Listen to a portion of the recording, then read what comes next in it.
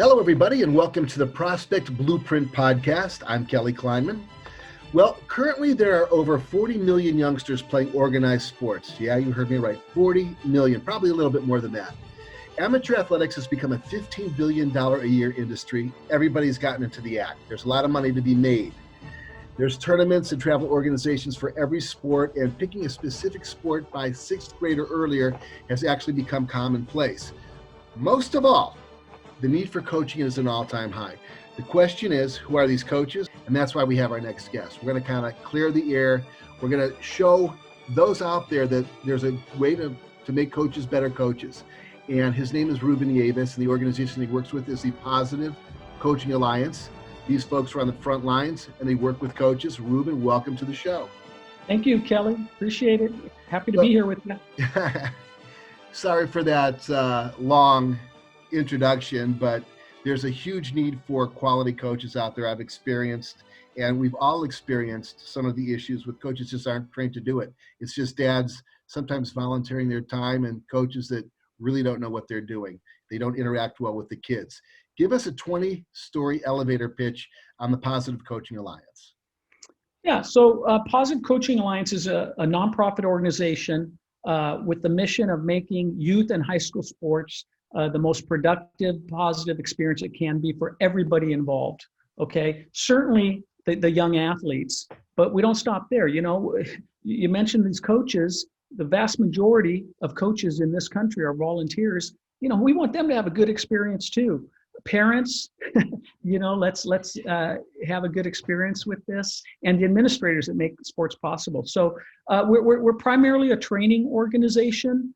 We train those groups and equip them with building a culture that allows everybody to have a positive experience. Give us a who's who's list of the affiliations that you're involved with. It's pretty impressive. And by the way, I saw Dusty Baker in there. Dusty used to be good friends with my cousin who passed away, but they were pretty tight. And I remember running into Dusty at an exhibition game and mentioning, "Hey, Dusty, you know my cousin Mike? Yeah, how's Marco doing?" Back in the day, he's a great guy. Oh, what an amazing guy, you know, so humble and so real and personable. So, I'm here in Fresno, California. I'm going to start with, you know, just here in the Bay Area, Dusty Baker, Coach Melvin of the Oakland A's, Steve Kerr. Phil Jackson is our national spokesperson, and he has been for probably 20 years, never received a penny from PCA, but he believes in what we're trying to do. He would want his own grandkids and great grandkids to have the kind of experience that we're striving for. Julie Foudy in the world of soccer, Summer Sanders from Olympic swimming, Kim Oden from volleyball, Barry Zito from baseball, Carol Dweck, the psychologist from Stanford University, Jerry Porras, researcher in great organizational structure. That's a long list. And then the other part of it is the actual organizations that partner with PCA. And we have local partnerships, but I'm just going to rattle off some of the national partnerships, some of the national organizations. Some of them are governing bodies that we work with: AAU, AYSO, Boys and Girls Club of America, Junior NBA, Little League of America, the LPGA, Major League Baseball, US Club Soccer, US Lacrosse, USA Baseball. I can keep going, but you know, those are big names. Yeah. I said it was an impressive list. You're not disappointing me. What got you involved with the organization? You've been there a long time. So when Jim Thompson founded PCA in 1998, he founded the organization at Stanford University, and I was coaching the men's volleyball team there at the time. And one of the first groups that Jim Thompson got in front of, Ted Leland, our athletic director at the time, he had provided Jim Thompson with a small office. He literally cleared out an equipment room and Jim turned it into his first PCA office. And one of the first groups that Jim came and shared his vision with was the Stanford athletic department coaching staff. So he's in front of, gosh, I don't know if it was Tyrone Willingham at the time, or Mike Montgomery, Tara Vanderveer, and he's telling us about what he wants to do, and it resonated with many of us, and including me. I immediately reached out to Jim and said, hey, let me know how I can help and support. What you're doing is great. What Stanford Athletics is doing is great. But you know what you're doing, that's really big time, and the challenge that Jim Thompson took on to try to transform the culture of youth sports in this country. People thought he was crazy to even try it. And so I offered to join. And then, so when I transitioned out of the coaching position at PCA, Jim Thompson asked me to join him and join his small staff at that time. There were just 4 or 5 of us. Now, is this organization limited just to coaches? Absolutely not.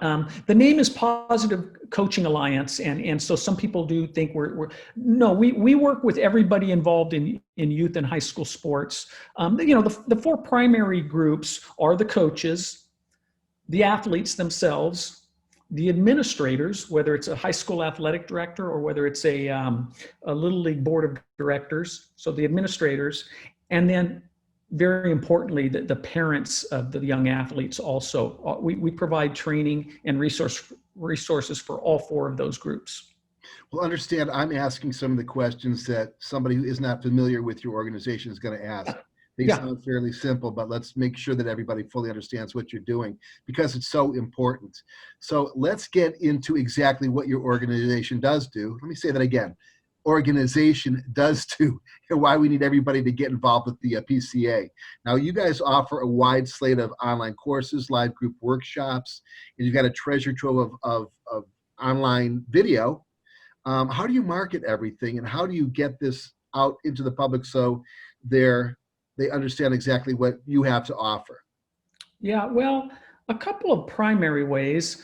One is we have a very user-friendly website that people can go and learn lots of things about PCA. We call ourselves PCA, right, for short, and how to get involved either because you're on the board of a youth sports organization and you want some help in shaping the culture of your youth sports organization in a good direction, whether you're a first-time coach and you're about to have your first preseason parent meeting and you're wondering what you should include. So we've got a great website, and it includes how to get involved as a PCA trainer, who to contact about partnerships. So we have the website, but then we also have a small staff that does outreach, that reaches out to local schools, youth sports organizations, and lets them know what PCA is about, what we have to offer, how we can be of help and support. So that's kind of the approach we take to letting people know about our services. Well, I don't think this is a rhetorical question so much, but shouldn't these courses be compulsory considering the current state of our conflict-obsessed culture? Well, yes, but so again, so many coaches, and some organizations and some schools in particular do make our training mandatory, especially for their coaches. It's a little easier to mandate it for coaches than it is, say, for parents. Yeah. But some organizations do that too, and the parents say, "Well, I'm busy that night; I can't come to the workshop." And they say, "Well, here's the link so you can take the course online." We find ways there's a way to get PCA training even when it's mandatory, and the workshop that your organization is running, you're busy that night. But yeah, what kind of training do teachers go through to work with our children, to supervise our children, to keep them safe physically, emotionally, to gain expertise in how to develop them as students and as people. They go through a lot, and we require credentialing and certificates and licenses. And yet, in most cases in sports, none of that is required. And so we do think it's reasonable, at the very least, a youth sports coach to go through a 2-hour workshop where an organization like PCA has taken a huge body of research-based information and tools and condensed them into a 2-hour package. And at the very least, you've got that fundamental base of training before you get out there. Well, so we love it when organizations make it mandatory.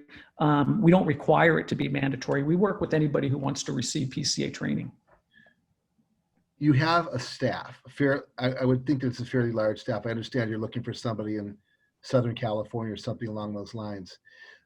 But is there not any reach out? I mean, I would think that I see a lot of, in my area, I see a lot of issues, quite frankly, with coaching and with umping. We, for example, in my area, we're facing an issue because we can't find enough umpires for high school games. They catch so much flack from parents and coaches alike that people are just shying away from it, and in youth sports specifically.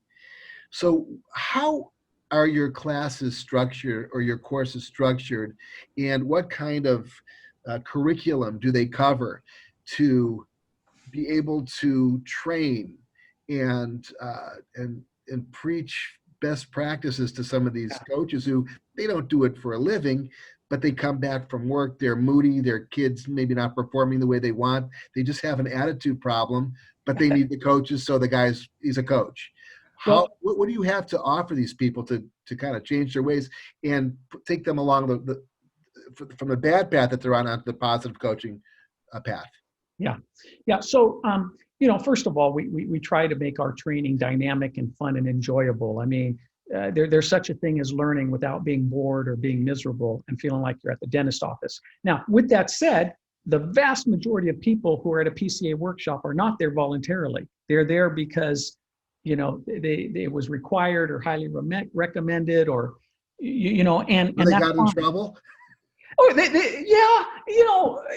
there's some that have gotten in trouble, and it's like a remedial thing. But quite honestly, Kelly, the youth sports organizations that partner with PCA, many of them are modeled youth sports organizations and provide a wonderful experience for their communities.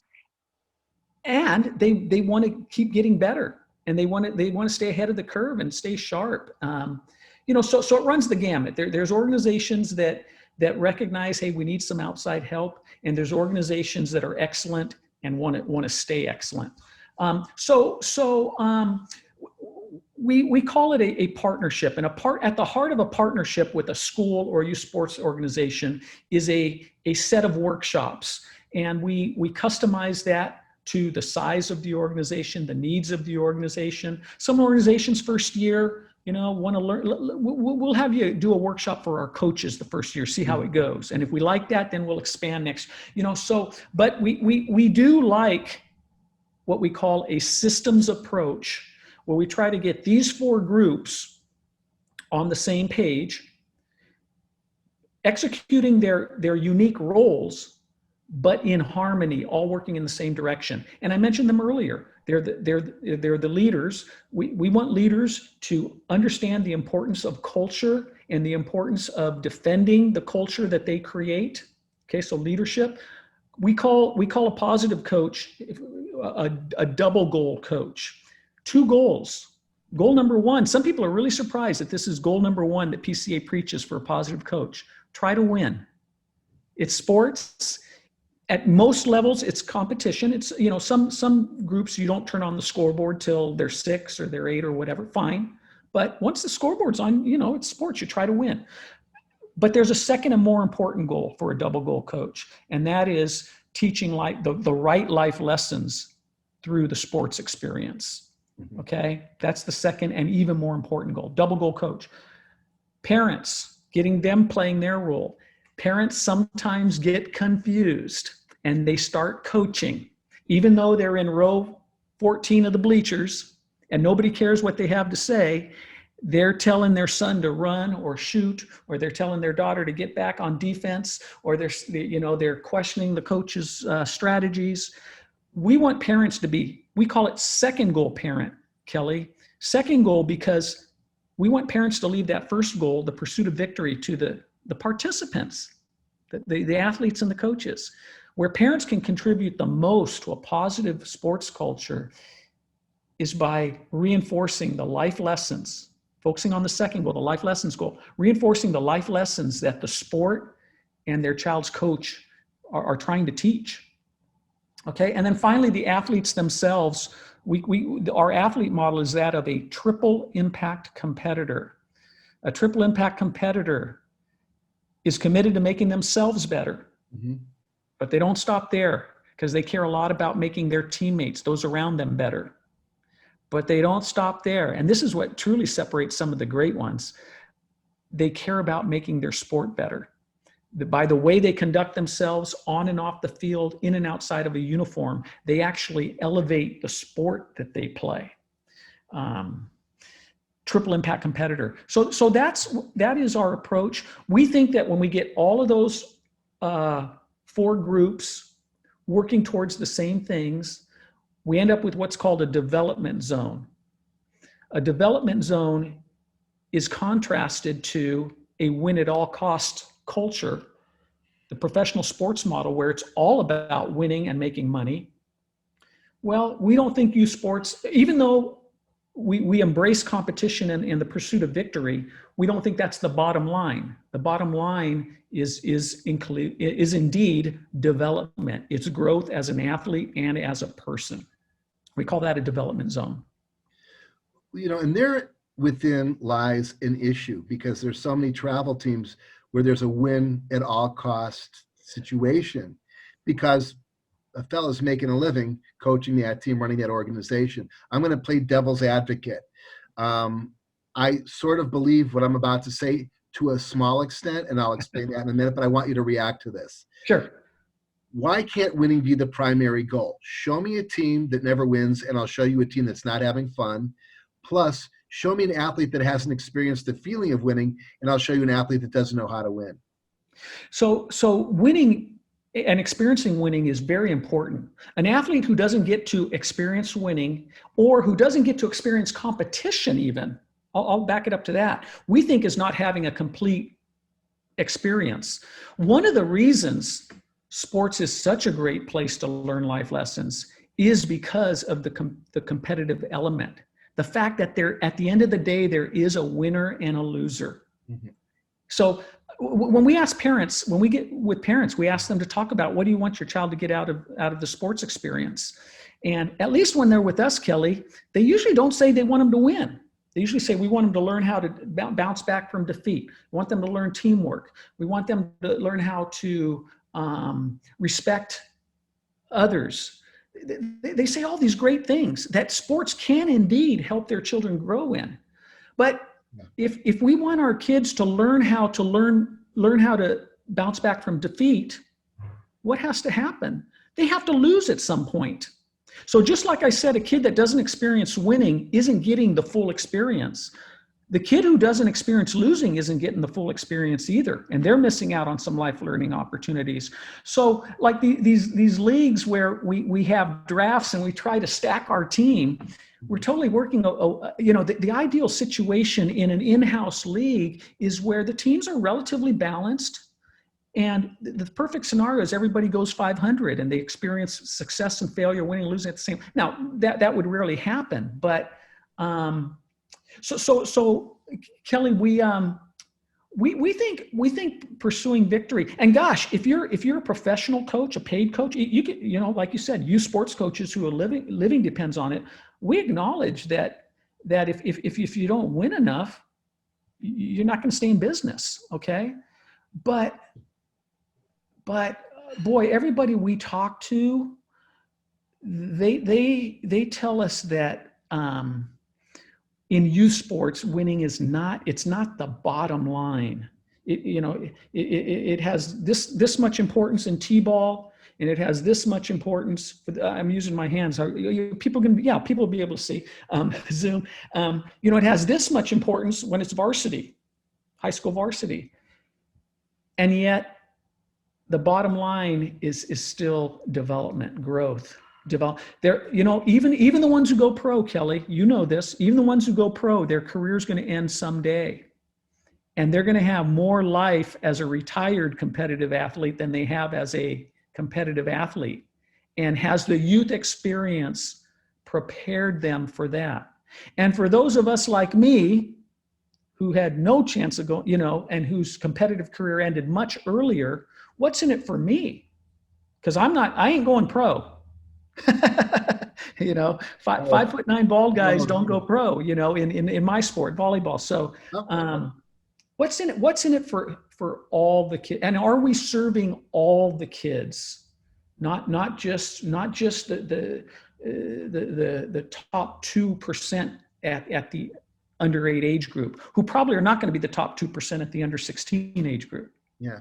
Well, along the lines of that winning and losing conundrum thing, follow me on this one, because it's something that I practiced when I was coaching. I just stepped out of coaching this year, actually, because my kids are going to Santa Clara. And by the way, we have former Stanford coaches.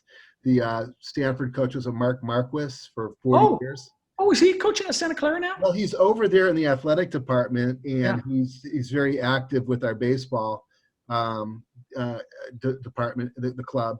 That would be Rusty Filter and John Karsich, who are the coaches over there now. Coach Marcus is the one I know, and what a class act. Legendary.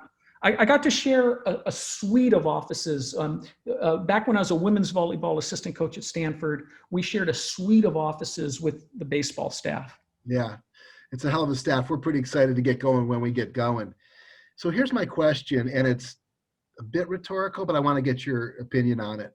So is it easier to have a coach and a player set individual goals per player privately before a game, so the player does get a sense of a win even if the team loses? And I'll give you a few examples. A soft hitting softball player taking a pitch count to 6, or just putting the ball in play a couple times, or a track athlete improving on a personal time, perhaps a football player getting in on at least maybe 3 tackles instead of 2. They may not win, but they set an achievable goal and they're able to reach it. Yeah. So there is a sense of win and victory. They've achieved something. What do you think of that? I think it's great. It's not that great, because there are issues when teams aren't playing well. That's when a lot of Well, Kelly, you know what though?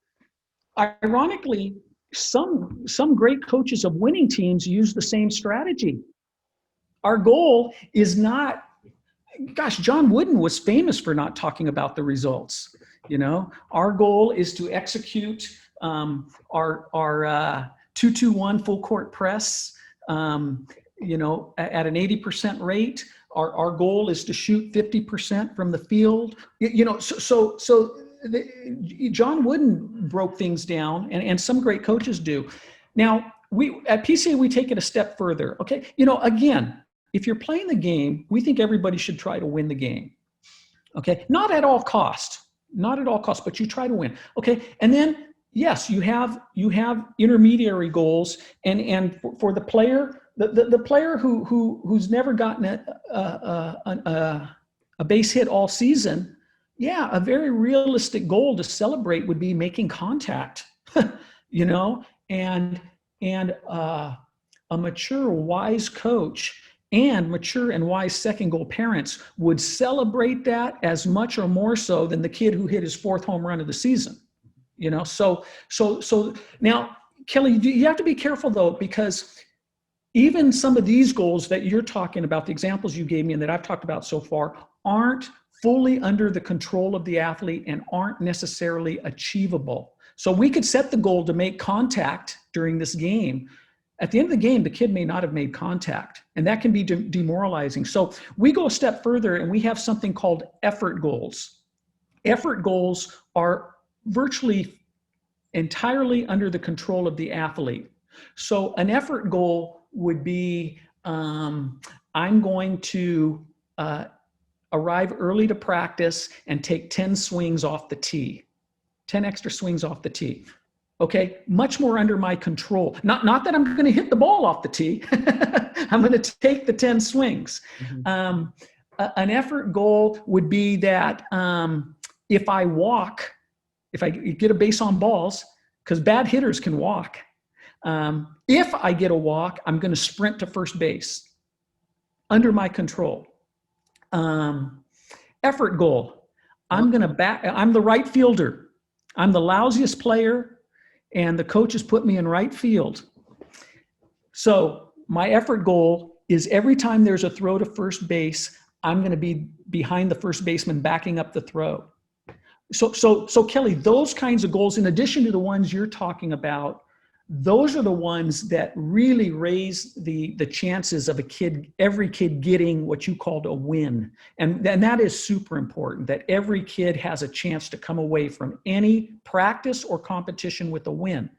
Kelly, are you familiar with the name Joe Ehrmann from Baltimore, former NFL player? He was named by Parade Magazine as America's most important coach because he is a double goal coach. He's a positive coach, and he's a high school football coach, and he's all about he coaches almost all boys. I don't know if he's ever coached a girl, but he talks about building men for others, and he professes the concept of coaches creating a win for every team member every day. That's what you're talking about too. Yeah. I like the achievable victories. Go out there and give me 10 swings off of a tee, stretch for another 20 minutes, get yourself prepared for a game before the game. That's a win. I'm with you on that one. But let's get into the mental aspect. So those are physical things that anybody can do. What are some steps that need to be taken to create a positive culture around team sports? On some level, I would assume that one model fits all, but so parents have expectations, coaches have expectations, players have expectations. Yeah. So I told you about the single goal leader who focuses on culture, double goal coach, second goal parent, triple impact competitor. There's also 3 primary principles of positive coaching, but they don't only apply to coaching. They apply to all 4 of the models. The principles of positive coaching are mastery. We call it the ELM tree of mastery. And it's a way to define success and maximize success by not obsessing with the scoreboard. Okay, instead of focusing on the scoreboard and results and comparing ourselves with others and mistakes being a bad thing, the Elm Tree of Mastery principle is about effort, again, under control, learning and improve. The L is for learning, E for effort, L for learning, M for mistakes are okay. Some coaches, they go, what? Sports? Mistakes are okay? But the coaches that are teachers get it. And most coaches eventually get it too, that in order to if you're going to give great effort, if you're going to maximize learning and improvement, mistakes should be a part of the process. Mm-hmm. You walk into a classroom, if no students are making mistakes, there's probably not a lot of learning going on. They're not being challenged. They already know it. Well, the same is true in sports, and so it's not a question of whether mistakes are going to happen in sports. It's how we respond to them, and do we, how are we on the next play after a mistake, and what do we do with the mistake to turn it into a learning? So the Elm Tree of Mastery is one principle. The second principle is filling emotional tanks. We all have emotional tanks. Okay. We perform better, we learn better when our emotional tanks are full. And coaches have been notorious at being tank drainers. The old military style, berating kids for dropping the ball, berating kids for missing their serve. Most of the kids aren't trying to make mistakes, and they're not happy that they've made a mistake or failed. So coaches, what can we do? If we want our athletes to perform their best and learn their best, we actually want to do everything we can to keep their emotional tanks full. We don't have control always of what the level of the emotional tank is when they arrive. Life goes on outside of sports, home, school, relationships. But when we get them, what can we do to take their emotional tank level and raise it? Because it's going to be better performance, better learning, feeling, and more enjoyable. Finally, Kelly, the third principle is honoring the game, honoring the game. And we say that honoring the game gets to the roots of positive competition. Root stands for 5 key areas we always show respect for: rules, opponents, officials. That's a tough one. Respect for officials, respect for teammates, and respect for self. Most people get those intuitively, Kelly. The one that sometimes folks don't understand what PCA means is respect for self. What we mean is practicing what you preach, not just expecting others to respect the officials, not just expecting others to honor the game, but the coach leads the way by modeling that through my own actions. So those three principles. That's one answer to your question. There's if you repeat the question, I could tell you a little more about it. You know what I wanted to add, Kelly? Do you mind if I keep going? No, keep going. Sure. Okay. So another part. So that's part of our strategy is the principles. But then we also share tools, proven tools that help bring these principles to life. So if we want kids to be good at bouncing back from mistakes, okay, the M in ELM. If we want kids to be good at bouncing back from mistakes, it's been shown that a mistake ritual really helps. A mistake ritual is a physical gesture accompanied by a phrase that communicates to myself and others that I understand that I'm allowed to make mistakes. I'm in an environment where mistakes happen. And secondly, that I'm putting the mistake behind me and I'm focusing on the all-important next play. I'm not living in the past. I'm present. I'm moving on. Well, our favorite mistake ritual is the flush. What do we do on this team with mistakes? We flush our mistakes down the drain and gone. There have been Major League Baseball teams and an Olympic softball team who actually had a toy commode in the dugout to bring this mistake ritual to emphasize it. And they were taught when you make an error or have a bad at bat, you go flush that mistake. Let it go. That's important. That's extremely important because if you strike out or I use the baseball analogies all the time. Short memory. You can't bring it out to the field because you're going to be obsessing with it and you're going to make it an error in the field. You've got to understand that there's 2 parts of the game. There's the mental and the physical. Handle the mental and the physical will come. Yeah, and really, you asked about the mental side. Really, almost all of PCA training has to do with the mental part of sports. I mean, we don't teach coaches how to run infield practice. We don't teach coaches how to run a power play in hockey. We don't do that. It's really all about the mental side of coaching and competing. We're going to change gears just a little bit, Sure. switch gears, I should say. Now, it's the PCA's belief that kids should play as many sports as possible and not settle on just one. Why is that important? I mean, we hear it all the time from high-level coaches, yet many high school coaches prefer their players to focus just on one sport since it's their job that's on the line. I'm with you. I think that they should play multiple sports if they can. At least get out there with your friends. It doesn't have to be an organized sport and do something different. Can you clarify PCA's take on that and why is it important? Yeah, and I'll try not to get too fired up here about that one, Kelly. So you know what? If it's about me as the coach, I want my athletes playing one sport. I want them playing my sport. I want them in my gym, and I want it 365. And I decide when they rest or they get to go ride a skateboard. Okay. If it's about the youth, then the opportunity for multiples, and I take it beyond that, multiple sports and multiple activities. So the kid that during December I want to break from soccer and I want to play the piano.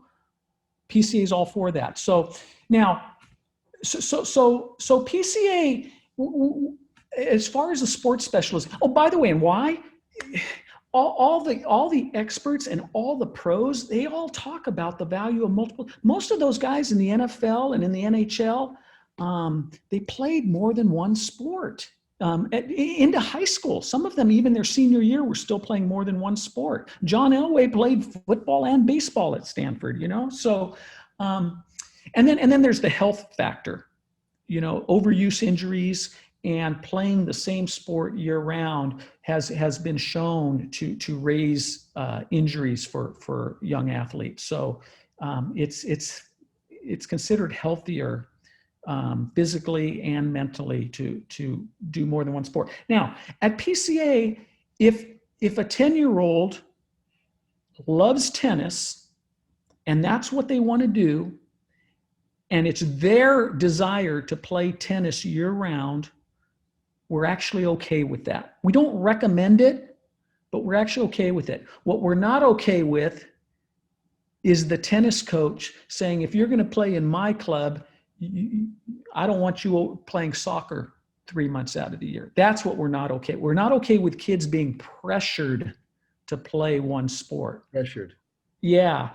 The reality is that at a certain point, and it's not great that it's evolved this way, but the reality is at a certain point that if you want to make the varsity, you got to play the sport off season. You've got to go to the AAU tournaments in the summer, or you got to go to the club volleyball stuff. And kids and families have difficult choices to make there.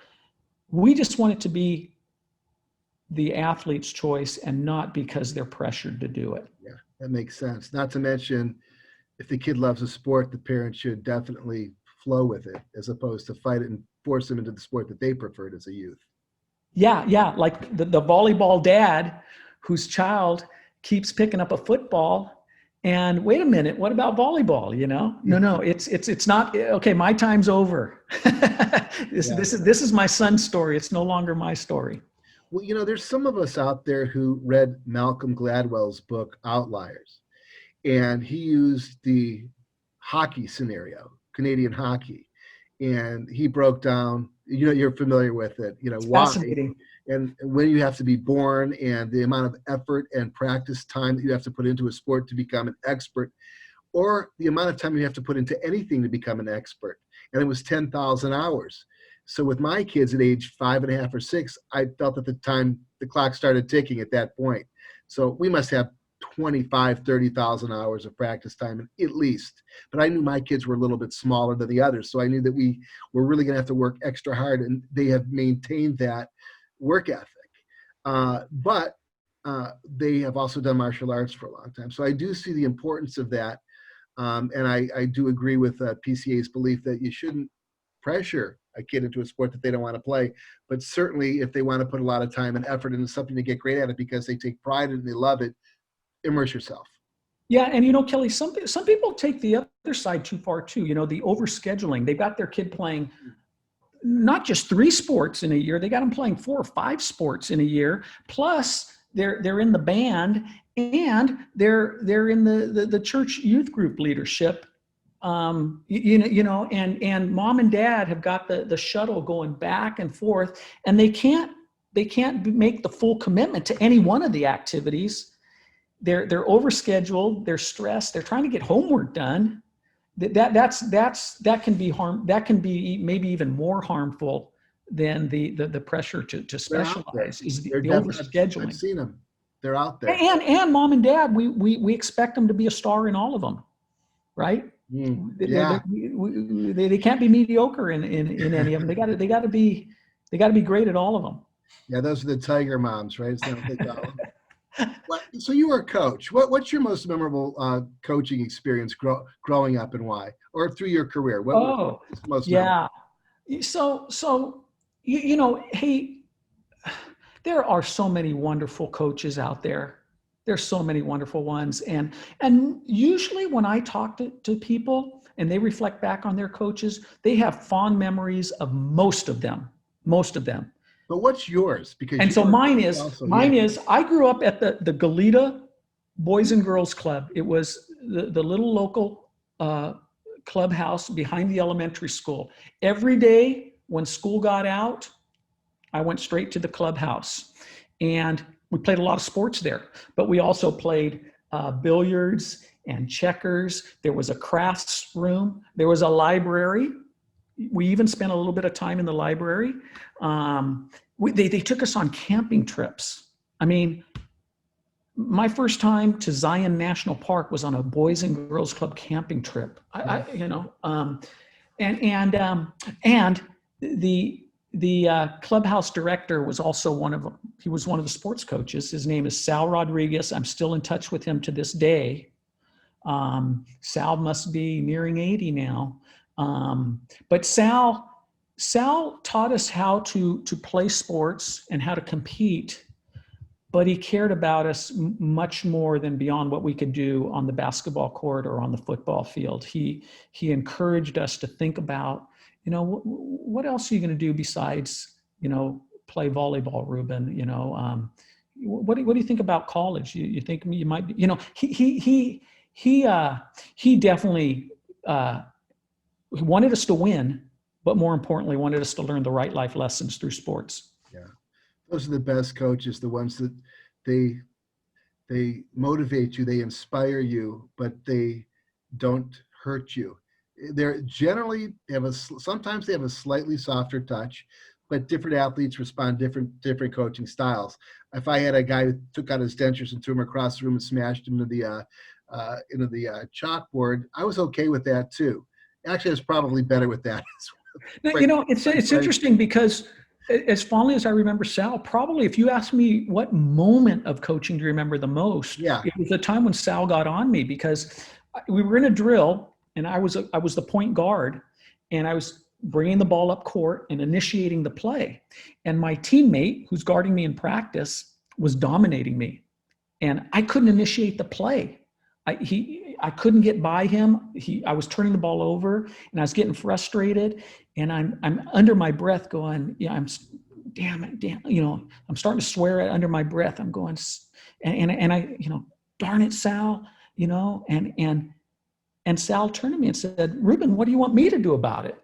And he called me on it. I was blaming Sal because I couldn't get past my defender, and I shut up and I sucked it up, and I learned a nice life lesson there that, I got to take ownership of my own success and failure. Sal's going to help me. He's going to support me. But if I fail, it's not because of Sal.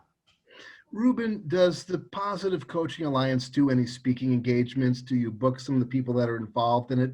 How does that work? How do they get that message out there to larger groups? Typically, no. We have this illustrious National Advisory Board, but we're not a speaking bureau, a speaking engagement, and those folks. That's not their role. Their role is to advise us, guide us, lend credibility, help us with the workshops that we develop, and what Hey, we've only got 2 hours with these coaches. What should be in there. Yeah. So some of our board members will get involved with special events, whether it's a PCA event or one of these national partners. Our training, our workshops, we don't consider them speaking engagements. We consider them learning experiences. We consider them workshops, and as the director of training, the trainers under me, they hear from me when they use the word presenter or presentation or audience, because I don't want them to use those words. You're the trainer, they're the participants. Yeah. This is not a presentation; it's a workshop. It's like sales training. Exactly. Okay. So you guys are a nonprofit. How can the good folks reach out and send a contribution your way? Thank you for asking. Sure. Hey, Kelly, I think the easiest way is to visit positivecoach.org. Positive Coach, all one word, .org, because I think there's a .com, and you'll see on the landing page, there's a red navigation strip across the top half of the page. And one of them, and it's pretty bright, it says donate. And so the fastest way to contribute financially to PCA is go to that website, click on the donate. You can explore where you can direct your funding. You have different giving options. We'll tell you what $100 gift will allow PCA to do. We'll tell you what $100,000 gift will allow PCA to do. But that's the easiest way, and appreciate you asking, and we welcome everybody to support in that way. Absolutely. Ruben Nieves, Positive Coaching Alliance. He's been there since the beginning, and he's doing a hell of a job. We really appreciate you coming on with us. This is the Prospect Blueprint. And share, like, comment, but most of all, subscribe to the Prospect Blueprint. You'll see us. We're on virtually every podcast network, and of course, we're on a YouTube channel. If you want to see how wonderful looking these two gentlemen right before you are right now, you can see us in living color and some of the great stuff that I add to the conversation in the way of video and some still pictures. That makes it a little bit more compelling. Ruben, again, thank you so much for joining us. You're welcome, Kelly. Thank you. And we'll see y'all.